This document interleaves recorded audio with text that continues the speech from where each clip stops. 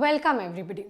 So today's topic, I have particularly tried to keep it light, but at the same time learn so much out of it. Now here I have a very colorful image of the South Korean wave. Now whether it is Parasite winning Oscar for best motion picture, whether it is the fact that everybody now is a fan of Korean ramen, every girl is obsessing over the Korean skincare. I think everybody is talking about how much and how beautiful and how aesthetic are K-dramas, and they're everywhere. So the fact that Korea, in particular South Korea, has had a cultural impact over the entire world has become some sort of a phenomenon in itself. And this is what we call as the Korean wave, or in other words, Hallyu. Okay, very important understanding of it. Now one always wonders, a BTS, a K-drama,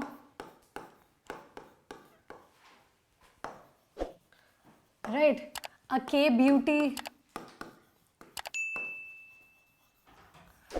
How does all of it make for a better country, or how does all of it contribute to the progress of a particular country?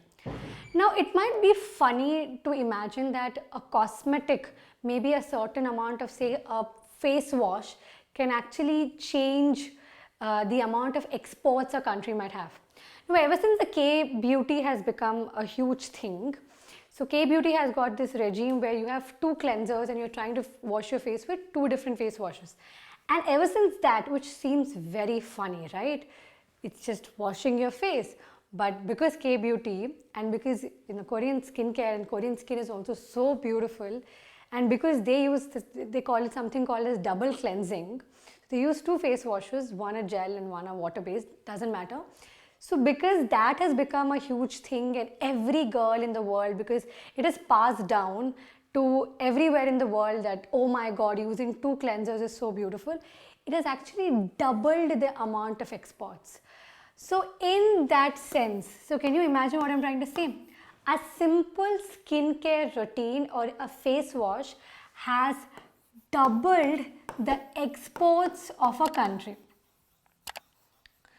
Oh my God, this is a big deal, right? For a country like ours, we are constantly trying to lift our exports. We have negative balance of payments. That means our imports, that means what we are taking in from other countries is always and usually a lot more than what we are selling to other people. So we are always in a loss situation because our payments are always and usually a lot more than our receipts. That means our income. So in that sense, it's almost so, it is so amusing to imagine how K-beauty, and because K-dramas have such an aesthetic appeal to people all over the world, it has created a wave through which everybody wants to eat a Korean ramen, or there's so many other names which I'm sure I will wrongly pronounce. And then everybody wants to visit so many places that K-drama beautifully showcases, whether it's, say, maybe their capital, or maybe there are other places, And the fact that Korean culture has become such a phenomenon in the world, in many ways it's also helped the country in how it's grown economically and how it's going in terms of its strategic affairs. So here I'm trying to talk to you in a very objective term about how a country's culture,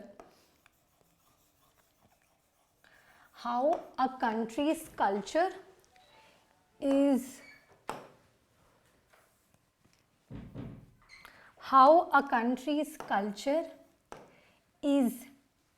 making it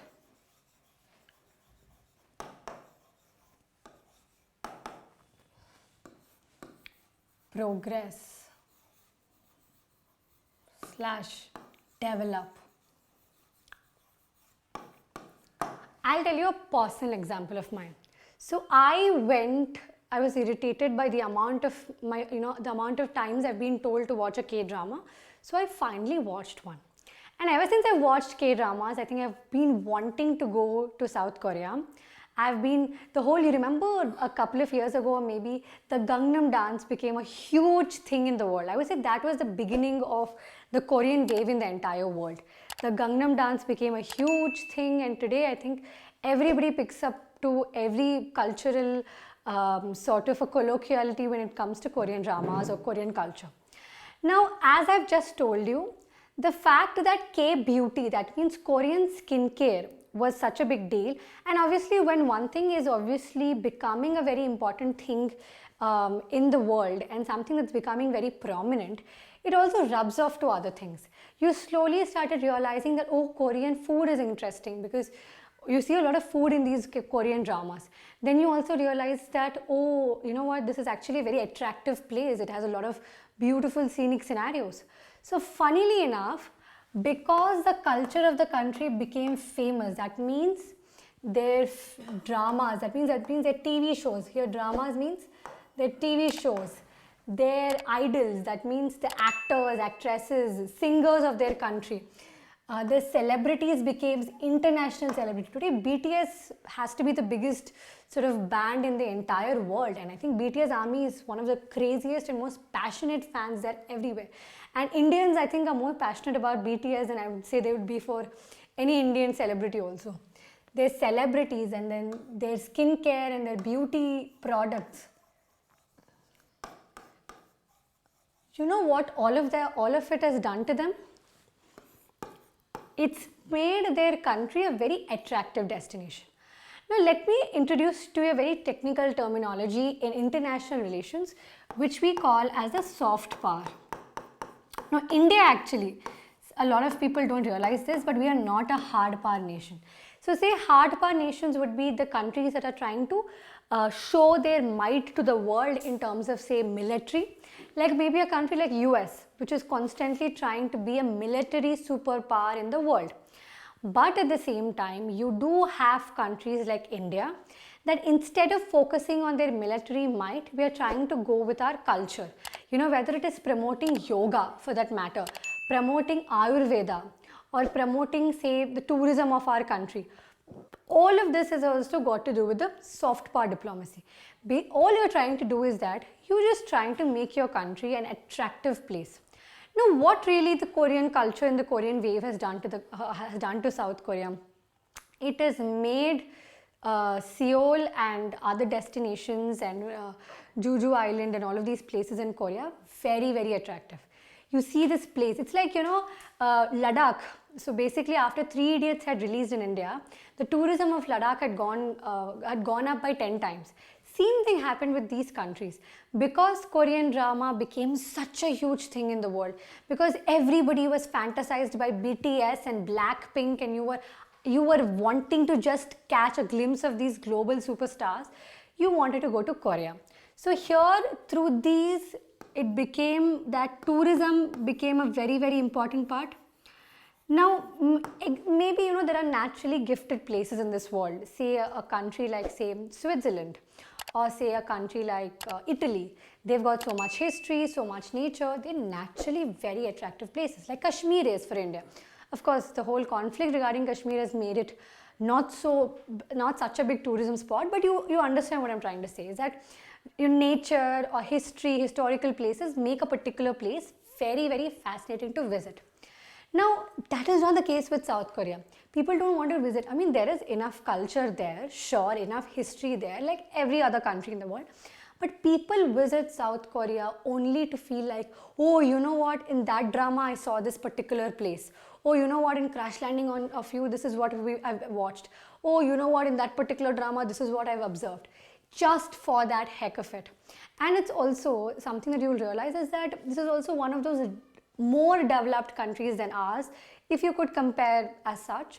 But in many ways, their currency is actually lesser than us. So you can actually go there and have a meal there, and you will realize that it's actually a lot more costly, because there the currency is also expensive yet.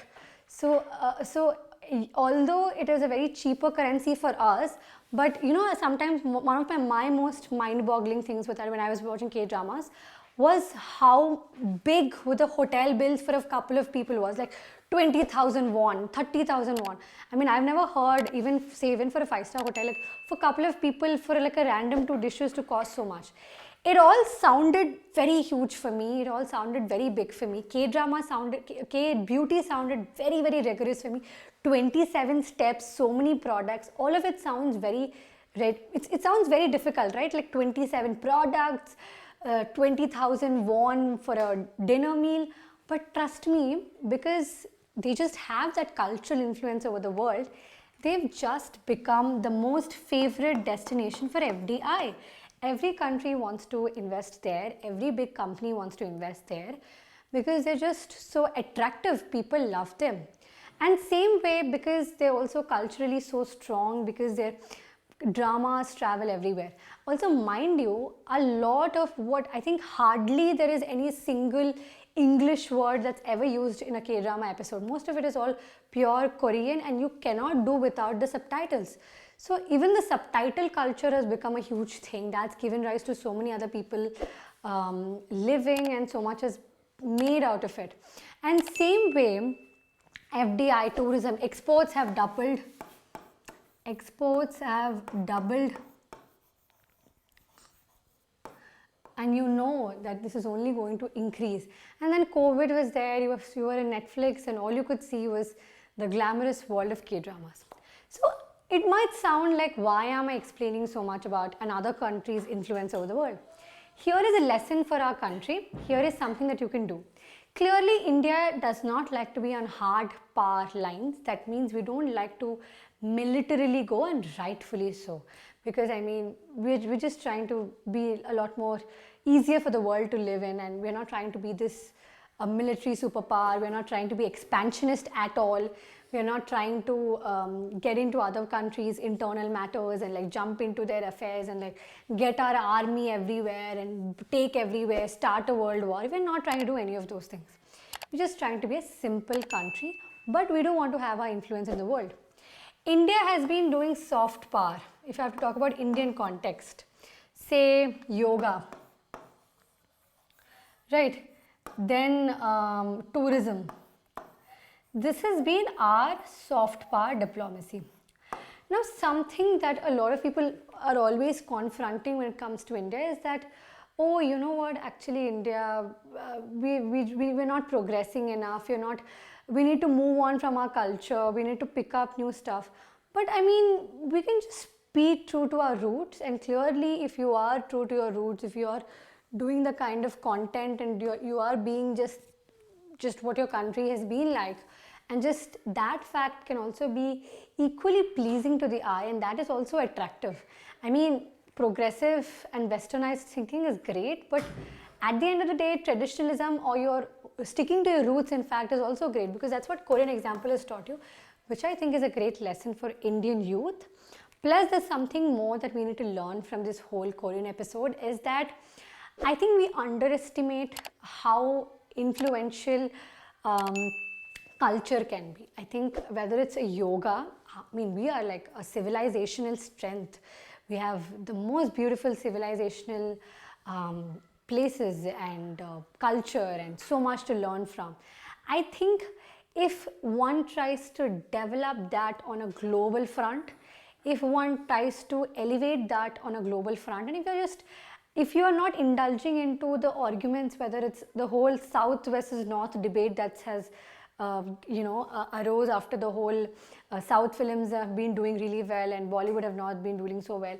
I think we should focus on the fact that our culture can be our strength, and diplomatically also it can help you as a superpower, and all of these can also be economic benefits.